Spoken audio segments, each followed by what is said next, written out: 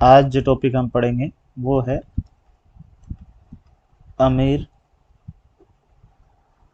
खुसरो।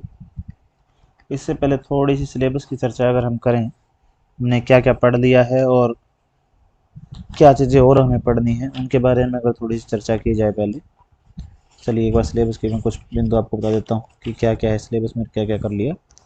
जैसे कि साहित्य दर्शन हमने पढ़ा था, लेखन की पत्तियां पढ़ ली, काल विभाजन, नामकरण, आदिकाल की विशेषताएं, रासो साहित्य हमने पढ़ लिया, जैन साहित्य पढ़ लिया, सिद्ध नाथ ये पढ़ लिया, विद्यापति भी पढ़ लिया है। कुछ जो आप कह सकते हैं विशेषताएं या कुछ बिंदु रहते हैं विद्यापति के बारे में वो भी पढ़ लेंगे, और विद्यापति भी एक बार के लिए हम मान लेते हैं कि हमने पढ़ लिया है।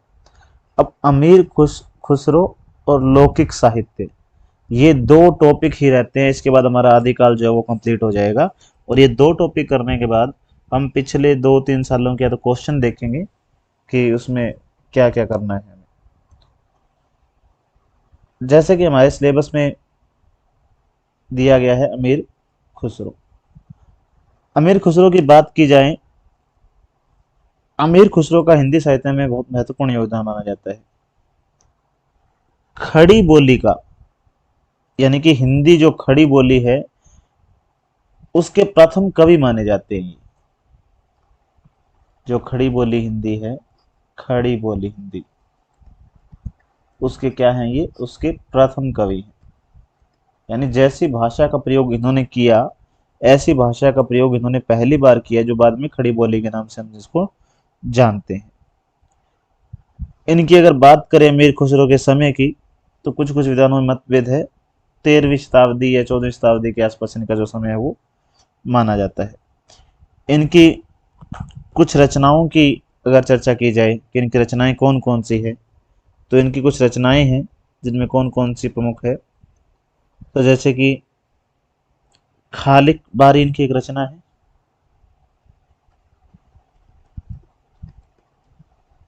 खालिक बारी, खालिक बारी के अलावा इनकी इन्होंने पहेलियां लिखी है।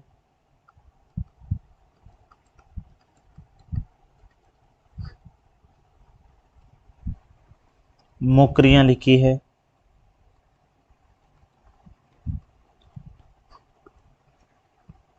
दो सुखने, गजल, इस प्रकार की रचनाएं जिन्होंने लिखी है। इनकी अगर पंक्ति की बात की जाए तो आपने वो सुनी होगी पंक्ति जरूर। एक थाल मोती से भरा, सबके सिर पर औंधा धरा, चारों ओर यह थाल फिरे, मोती इसमें से एक ना गिरे। अब ये देखिए हिंदी है बिल्कुल जो आज हम बोलते हैं, और ये जो है 12वीं 13वीं शताब्दी के आसपास लिख रहे हैं अमीर खुसरो। तो अमीर खुसरो जो है वो खड़ी बोली में उस समय लिख रहे थे जिस समय खड़ी बोली का पता ही नहीं था कि खड़ी बोली भी है। और इसके अलावा इनके पूरे नाम की बात करें, अमीर खुसरो का नाम क्या था। इनका नाम है अबुल हसन यमीनुद्दीन, यमीनुद्दीन खुसरो, ये इनका पूरा नाम है जिनको हम अमीर खुसरो के नाम से जानते हैं। अमीर खुसरो जो है, उन्होंने जिसे हम हिंदी बोलते हैं, खड़ी बोलती बोलते हैं, उसके लिए शब्द कौन कौन से प्रयोग किए। तो अमीर खुसरो ने जो हम हिंदी बोलते हैं, खड़ी बोली से जो हिंदी बनी है, उस हिंदी के लिए जो शब्द प्रयोग किए वो हैं हिंदुई, हिंदोई, हिंदवी, इस प्रकार के शब्द जो इन्होंने प्रयोग किए हिंदी के लिए, ये अमीर खुसरो ने प्रयोग किए। इसके अलावा जो अमीर खुसरो है, उन्होंने लौकिक साहित्य की जब बात करते हैं, हमारे सिलेबस में टॉपिक है लौकिक साहित्य, तो लौकिक साहित्य में इनका नाम प्रमुख रूप से लिया जाता है। अमीर खुसरो भी दिया हुआ है, लौकिक साहित्य भी दिया हुआ है, तो लौकिक साहित्य में अमीर खुसरो आएंगे, और अमीर खुसरो है वो अपने आप में भी इनको हम पढ़ते हैं। आवाज ए खुसरवी इनका एक ग्रंथ है। इस ग्रंथ में इन्होंने जो है संगीत की जो विभिन्न राग है उनके बारे में जो है चर्चा की है। अलाउद्दीन खिलजी है, उन्होंने इनको जो है तोता ए हिंद की उपाधि दी। तोता ए हिंद की उपाधि द्वारा नवाजा गया अलाउद्दीन खिलजी के द्वारा अमीर खुसरो को। इसके अलावा भारतीय बोलियों की बात की जाए तो इनका ग्रंथ है एक जिसका नाम है नूह सिपहर। नूह सिपहर, इसमें क्या है नूह सिपहर में, तो इसके अंदर जो भारतीय बोलियां हैं, भारतीय बोलियां उनकी चर्चा की गई है। भारतीय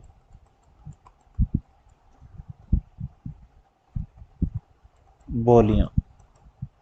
इसके अलावा इनके और ग्रंथों की चर्चा की जाए अगर, तो जो इनकी रचना एक मैंने बताई यहाँ जो है खाली कबारी, ये जो रचना है इस ग्रंथ में क्या है, तो ये खाली कबारी ये क्या है, शब्दकोश है। ये एक प्रकार से ये है शब्दकोश। और कैसा शब्दकोश है, तो ये जो है फारसी हिंदी शब्दकोश है।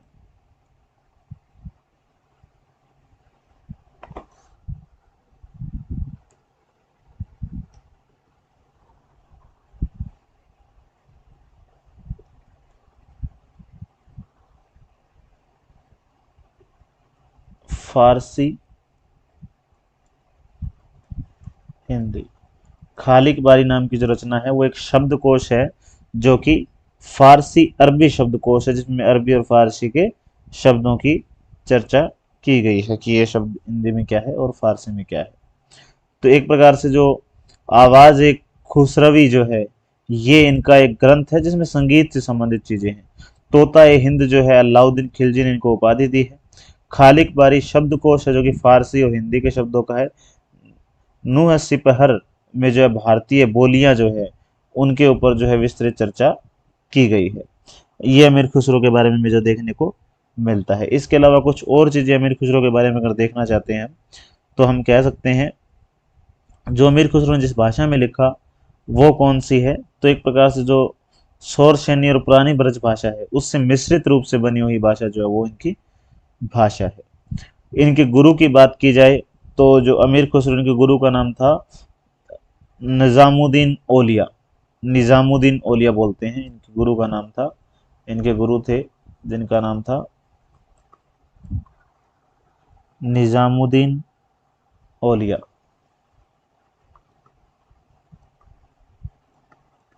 निजामुद्दीन ओलिया इनके गुरु का नाम था।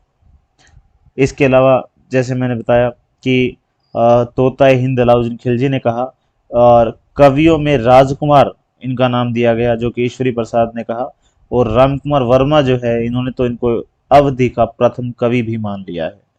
तो इस प्रकार हम देख सकते हैं कि जो हमारे अमीर खुसरो है संगीतज्ञ थे, कवि थे। संगीत के मामले में जो हमारा जो तबला है उसका आविष्कार भी जो माना जाता है इन्होंने किया है। इसके अलावा इनकी रचनाएं तो मानी जाती है सैकड़ों, यानी इन्होंने बहुत काफी रचनाएं की, लेकिन उनमें से जो प्रसिद्ध है उपलब्ध है हमें पता है वो खालिक बारी, पहेलियां, मुखरिया, दो सुखने, गजल, आवाज खुसरवी, इस प्रकार की रचनाएं हैं और जो उनकी प्रसिद्धि का मूल आधार भी है। तो ये अमीर खुसरो के बारे में हुआ। कुछ और तथ्य अगर हुए तो हम देख लेंगे। अब जो है हम बात करते हैं अन्य जो तथ्य कुछ है हमारे अमीर खुसरो के बारे में कुछ चीजें देखी हमने। अमीर खुसरो के बाद में अब हम जो है लौकिक साहित्य भी कह सकते हो। लौकिक साहित्य के अंदर अगर बात की जाए तो लौकिक साहित्य में हमारे विद्यापति का साहित्य भी आता है, कुछ अमीर खुसरो का साहित्य भी आता है, जिनको हमने अलग से पढ़ लिया है। विद्यापति को अलग से पढ़ लिया, खुसरो की कुछ चीजें अलग से देख ली, तो इन दोनों का साहित्य ही लौकिक साहित्य के अंतर्गत समाहित हो जाता है। इसके अलावा लौकिक साहित्य की या कुछ अन्य जो तथ्य है उनकी बात की जाए तो अगर कुछ रचनाएं देखी जाए और लौकिक साहित्य के साथ भी मिला लिया जाए और देख ली जाए तो एक पुस्तक है जिसका नाम है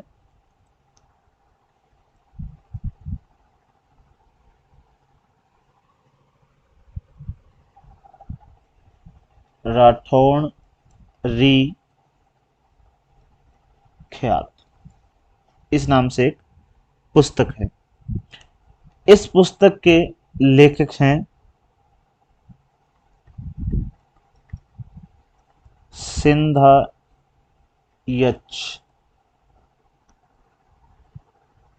दयालदास। इन्होंने लिखी है ये पुस्तक। इसकी महत्वपूर्ण बात कहें या इसमें क्या मिलता है, हमें क्यों इस पुस्तक का नाम देख रहे हैं, तो मैंने कुछ रचनाएं आपको याद करने के लिए कहा था, जिसमें दो रचनाओं के नाम मैं कहूँ आपको। जयचंद्र प्रकाश एक रचना है और एक है जयमंक जस चंद्रिका। जो ये दो रचनाएं हैं, जयचंद्र प्रकाश और जयमंक जस चंद्रिका, ये दोनों ग्रंथ में उपलब्ध नहीं है आज। लेकिन जो ये ग्रंथ है राठौड़ा रेख्यात या राठौड़ रेख्यात, इसके अंदर तो दोनों ग्रंथ मैंने बताए, एक तो हमारा है जयचंद प्रकाश और एक है जयमंक जस चंद्रिका। इन ये जो दोनों पुस्तकें हैं, इनका नाम, इनके बारे में चर्चा जो है वो हमें राठौड़ ख्यात के अंदर देखने को मिलती है, जिसके लेखक है सिंधायच दयालदास। इनके बारे में ये बात हमें याद रखनी है। इसके अलावा उस समय कुछ साहित्य में काव्य रूप देखने को मिलते हैं, तो ये दो काव्य के रूप नाम याद रखिएगा आप। एक है चरचरी, एक है चांचरी। ये इस प्रकार के रूप मिलते हैं। अगर चरचरी या चांचरी के प्रयोग की बात की जाए कि इन चरचरी या चांचरी जो काव्य के रूप है, इनका प्रयोग कहाँ मिलता है, तो एक रचना है जिसका नाम है समराइचकाहा। ये रचना है जिसके लेखक हैं हरिभद्र सूरी। जो ये है समराइचकाहा, जो हरिभद्र सूरी ने लिखी है, इसके अंदर हमें काव्य का जो चरचरी या चांचरी रूप है, उस रूप या वो काव्य का रूप हमें यहाँ इस पुस्तक में देखने को मिलता है। तो अगर ऐसा कुछ पूछ लिया जाए कि ये चरचरी या चांचरी क्या है, तो एक काव्य है, काव्य रूप है, या क्या है, तो ये बता सकते हैं। या फिर चरचरी या चांचरी का प्रयोग कौन से काव्य में हुआ है, तो समराइचकाहा जो हरिभद्र सूरी द्वारा लिखा गया है, ये हम इसके बारे में बता सकते हैं। इसके अलावा एक रचना की बात की जाए जिसका नाम है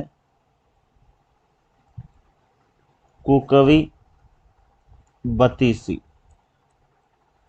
ये रचना है, इस रचना के लेखक माने जाते हैं बांकी दास। अगर इस रचना के लेखक की बात करें तो कौन माने जाते हैं, बांकी दास माने जाते हैं इस रचना के लेखक। इसकी विशेष बात क्या है, जो ये रचना है ये मानी जाती है डिंगल भाषा के अंदर, और डिंगल भाषा की जो प्रथम रचना भी मानते हैं कुछ विद्वान जो। तो जो डिंगल भाषा है उसकी रचना मानी जाती है कुकवी बतीसी, और इसको जो है हम कह सकते हैं कि जो बांकी दास की रचना है और डिंगल की रचनाओं में जो है इनका नाम शुमार है। ये कुछ तथ्य हुए। इसके बाद में कुछ और चीजों की चर्चा की जाए,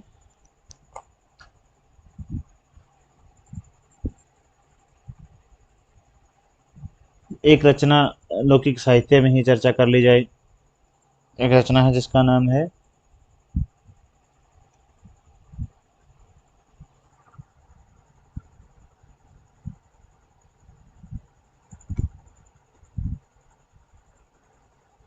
आदिकाल में। अन्य चीजों की बात की जाए तो कुछ रचनाएं हैं, जैसे है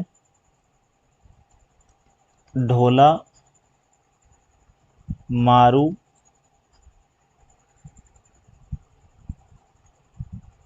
रादुहा। ढोला मारू रादुहा ये मानी जाती है कल्लोल की रचना मानी जाती है। 11वीं शताब्दी इसका समय माना जाता है कि करीब ये जो है 11वीं शताब्दी के अंदर जो है लिखी गई होगी रचना। इसकी विशेषताओं की बात करें तो इसमें है क्या, तो इसके अंदर एक तो राजकुमार है, राजकुमार है जिसका नाम है ढोला, और एक राजकुमारी है जिसका नाम है मारवणी। तो इनके दोनों के नाम पे है ढोला मारू। तो ढोला राजा राजकुमार है, और जो मारू यानी मारवणी है वो क्या है, राजकुमारी है। इन दोनों की कथा है, ये कथा है। और इसके अंदर जो नारी के जो मार्मिक पक्ष है उसका बड़ा सुंदर चित्रण किया गया है। हजारी प्रसाद द्विवेदी ने, जो दो कवि हैं हिंदी साहित्य में, एक हेमचंद्र है और एक बिहारी है, उन दोनों के दोहों के बीच की कड़ी माना है ढोल मारूरा दोहे, ढोल मारूरा दूहा। इसके जो दोहे हैं, इनके दोहों को हेमचंद्र जो हमने पढ़ा और बिहारी जो रीतिकाल में आएंगे, इन दोनों के दोहों के बीच की कड़ी माना है इस चीज को। इसके अलावा एक रचना लौकिक साहित्य में और हम शामिल कर सकते हैं जिसका नाम है बसंत विलास।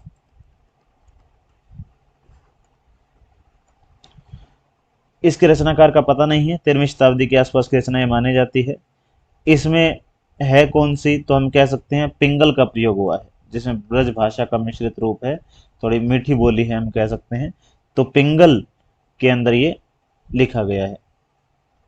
इसके अलावा इसमें और क्या बता सकते हैं हम, तो इसके अंदर है क्या कि जो बसंत है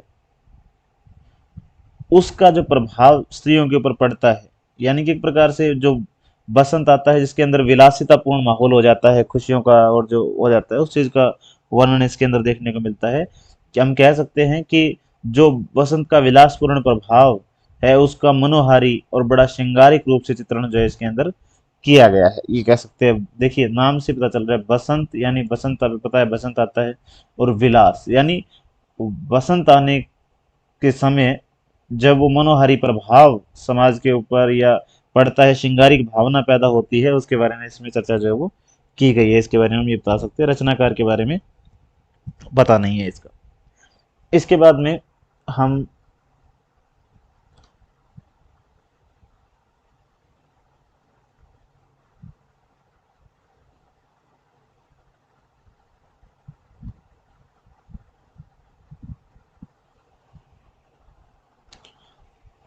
एक बिंदु हमारा है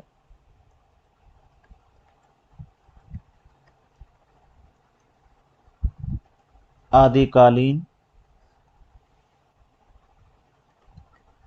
गद्य साहित्य। आदिकालीन में गद्य कौन कौन सा लिखा गया, इसके लिए तीन चार पुस्तकों के नाम हमें याद करने हैं और देखना है वो कौन कौन सी पुस्तकें हैं और क्या विशेषताएं रही उनकी, ये हम देखने की कोशिश करेंगे इसके अंदर। तो चलिए देखते हैं। इसके अंदर तीन रचनाएं सबसे प्रमुख है, वैसे तो चार भी देख सकते हैं, तीन रचनाएं सबसे प्रमुख जिनके नाम आपको पता होना ही होना चाहिए। एक रचना है जिसका नाम है राउल वेल, काफी महत्वपूर्ण रचना है, जो कि लिखी है रोड़ा कवि ने, या रोड कवि बोलते हैं, रोड़ा कवि बोलते हैं। तो रोड या रोड़ा कवि के नाम से जाने जाते हैं। इन्होंने लिखी है राउल वेल नाम की रचना, 10वीं शताब्दी की मानी जाती है। ये माना जाता है कि ये क्या है, एक प्रकार से चंपू काव्य है ये।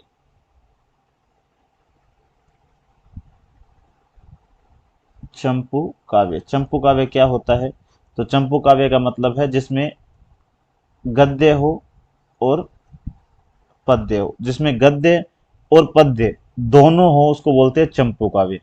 तो राउल वेल चंपू काव्य है और गद्य है एक प्रकार से, यानी चंपू काव्य क्या है, जिसमें गद्य और पद्य दोनों हो। पद्य में तो आदिकाल में सब कुछ लिखा ही गया है, तो इसमें क्या है, गद्य भी है। तो इसका मतलब ये कौन सा है, चंपू काव्य है जिसमें दोनों है। इसके अलावा इसमें है क्या, तो ये माना जाता है शिलाकृति है, शिला के ऊपर लिखी हुई है ये।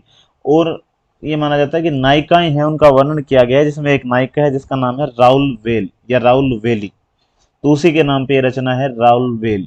तो ये क्या है, राउली नाम की एक या राउल नाम की एक नायिका है जिसका नखशिख वर्णन जो है इसके अंदर किया गया है। नखशिख, नखशिख वर्णन जो है इसके अंदर किया गया है।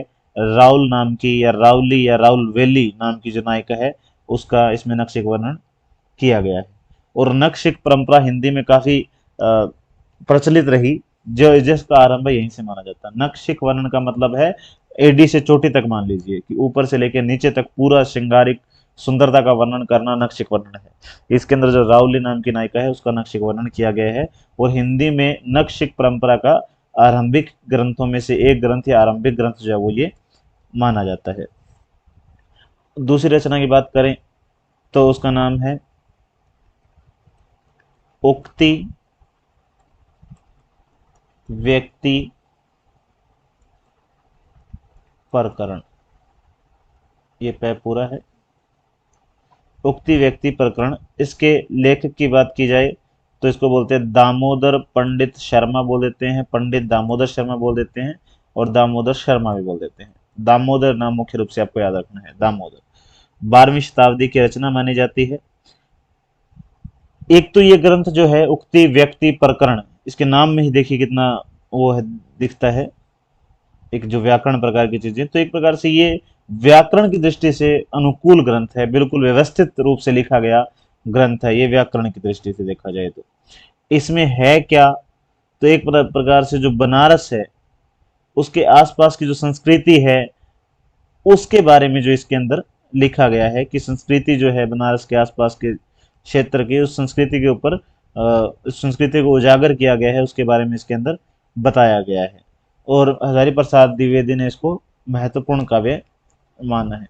इसके अलावा तीसरी पुस्तक की बात की जाए उसका नाम है वर्ण रत्नाकर। इसके लेखक हैं ज्योतिरीश्वर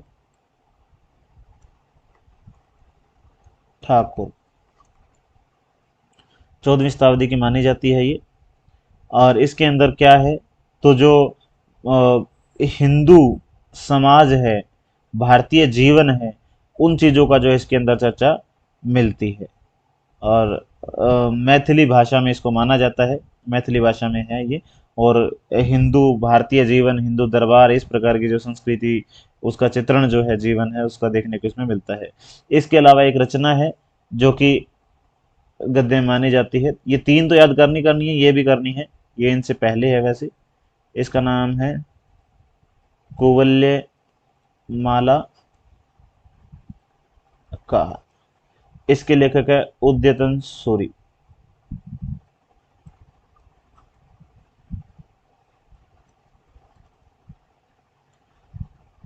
एक इस ग्रंथ को जो है हमें इसके बारे में पता होना चाहिए कि अगर हम आदिकालीन गद्य साहित्य की बात करें तो इन रचनाओं के नाम हमारे सामने होने चाहिए। अब मान सकते हैं लगभग जो है आदिकाल हमारा पूर्ण हो चुका है। कुछ रचनाएं मैं आपको याद इकट्ठी करके बता दूंगा कि कौन कौन सी रचनाएं हमें याद करनी है, वरना जो भी आपके पास पुस्तक है, आपको पता है मैंने बताई थी, वो आप पुस्तक में जो रचनाएं दी रखी है वो रचनाएं सारे याद कर लीजिएगा। कुछ चीज़ें समझाने वाली थी वो मैंने बता दी कि आदिकालीन गद्य साहित्य क्या है और कैसे हम इसको ठीक से पढ़ सकते हैं।